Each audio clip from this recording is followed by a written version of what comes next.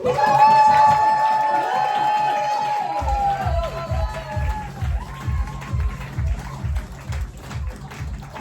y'all! Oh my goodness, my name is Miss Mona May. Well, actually, my full Sunday name is Miss Mona May. She may not, but she probably will.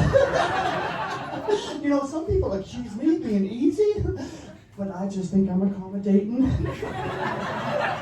Either way, I'm just a girl who can't say no.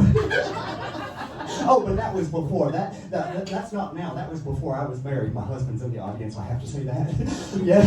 Oh, yes. I mean, before I was married, my ass was like the Schengen zone. No borders, and everyone was welcome. Oh, I promised myself I was not going to be naughty tonight. But, well, that didn't last very long, did it? I don't mean to be naughty, but when words come out of my mouth, and I hear them at the exact same time you do.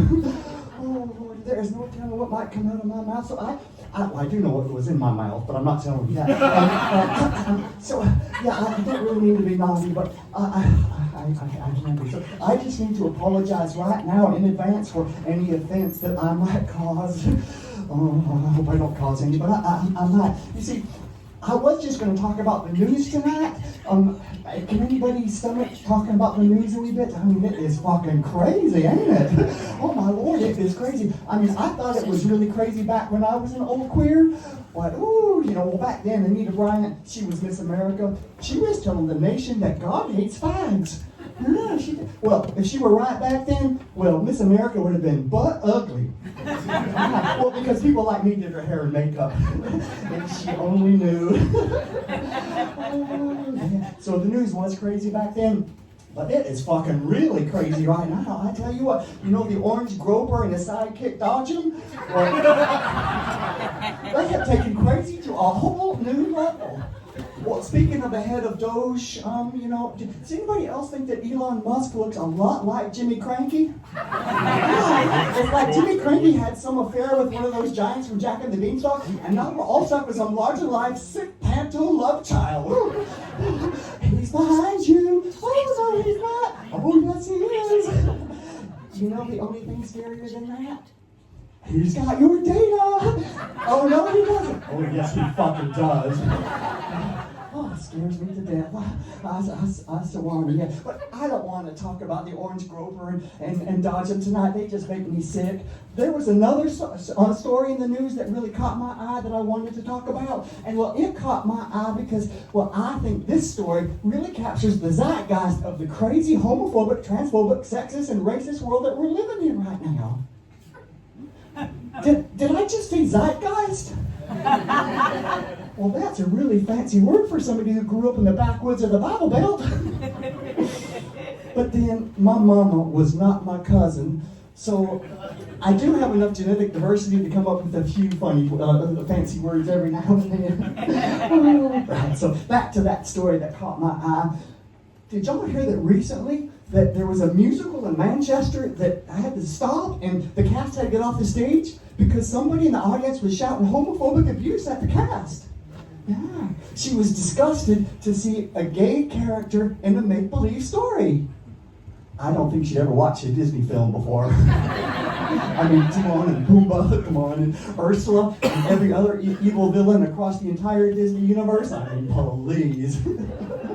Oh, and you know, it wasn't just any musical either.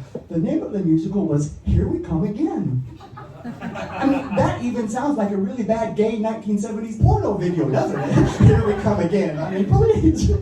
And it featured the music of Dolly Parton, a queer icon and a staunch ally of the LGBTQ community. Yeah, well, I mean, she's practically a drag queen herself. She is, I mean, with that fake hair piled on top of her head, teased with an inch of its life, and well, those long fake nails, and of course her fake boobies, and you know, more makeup than a Maybelline factory.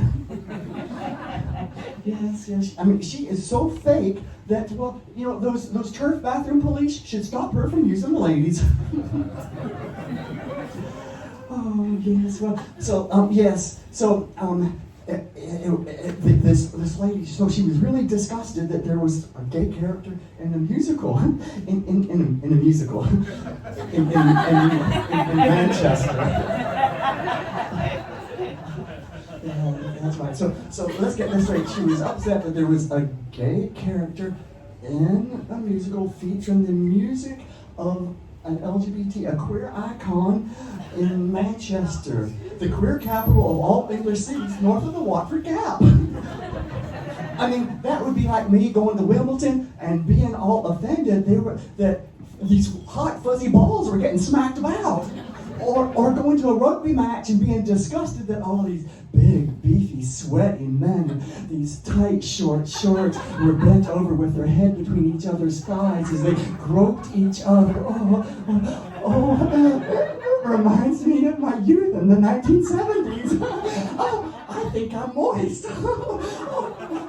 There is water in the Sahara after all. I think scrum sounds so wholesome, don't you? Scrum, that's scrummy, that's scrumalicious. Well, back in my day, we just called it what it was, an orgy. I'm Mona May, thank you so much.